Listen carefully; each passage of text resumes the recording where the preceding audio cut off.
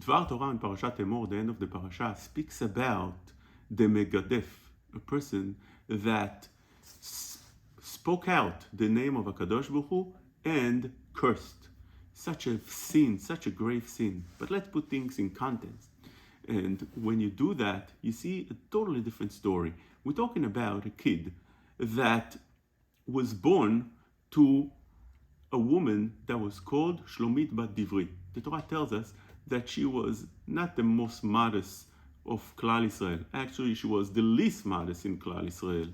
This is who was his mother. She was a woman that everybody stayed away from. Who was his father? Shlomit Bat Divri was such a prutza, she got violated by a Mitzri, by a Goy. That is the Mitzri that Moshe Rabbeinu eventually killed.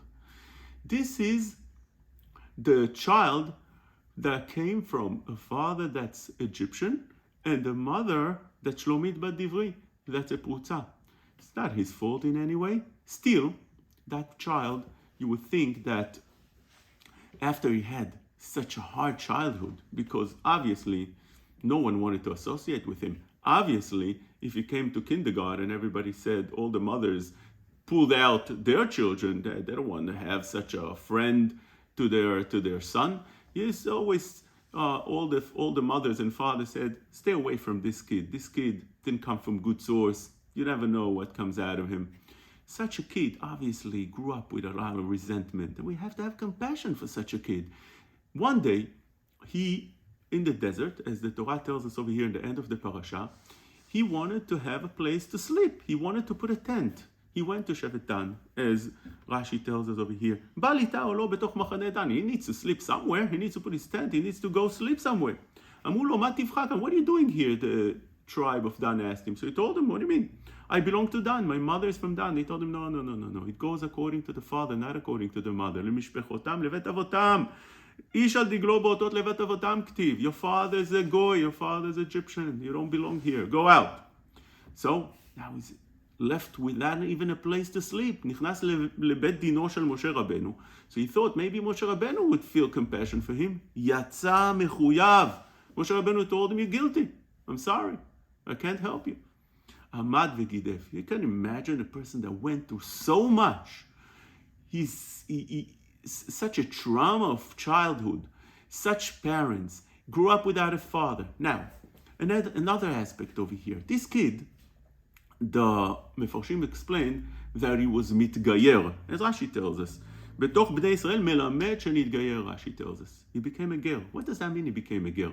The Ramban explains that he had a choice between going and becoming like his father, Egyptian, and live beautifully with the Egyptian people, because at the time Egypt was an empire. This was at the times of the Jews who were enslaved and the Egyptians were berumo shel olam.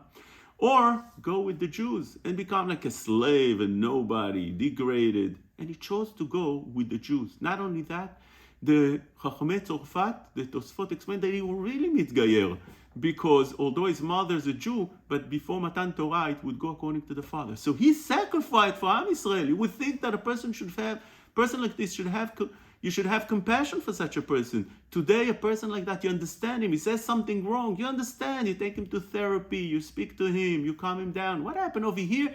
That the Torah said, you did something wrong, death penalty. He has to be killed. How is that possible? How is that possible? It's a big question. Big questions that I keep on asking year after year. I had many answers for this. So I wanted to say in the past that maybe something like that doesn't happen overnight. We think that we're usually accustomed to think and hear that a person that went out stabbing, hitting, killing, shooting, so we say, oh, he was such a good kid, we never saw from him anything, he grew up with such a good family. That's what usually they say on such people. It was such a surprise. That doesn't happen. Nothing happened in surprise. It's a buildup of time, and a person that goes through such vicious things obviously had this thing within him building up for a long time, cooking in the heart, and he should have stopped it in the beginning. At the end, it was too late already. So maybe the fault of such a person is that in the beginning, when he started having ill feelings towards HaKadosh Baruch Hu, he should have worked on it right away. Today we want to say something else. Over here it says that Moshe Rabbeinu didn't know what to do with him.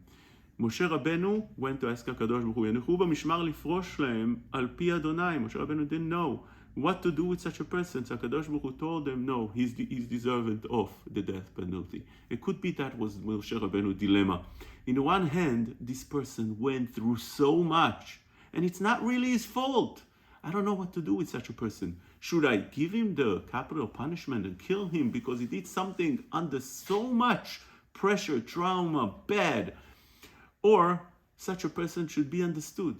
Such a person should be taken and you have to give him therapy and you have to build him up and bring him back. Says HaKadosh Baruch Hu, you're right, your calculation, Moshe Rabbeinu, was right, but not to this person.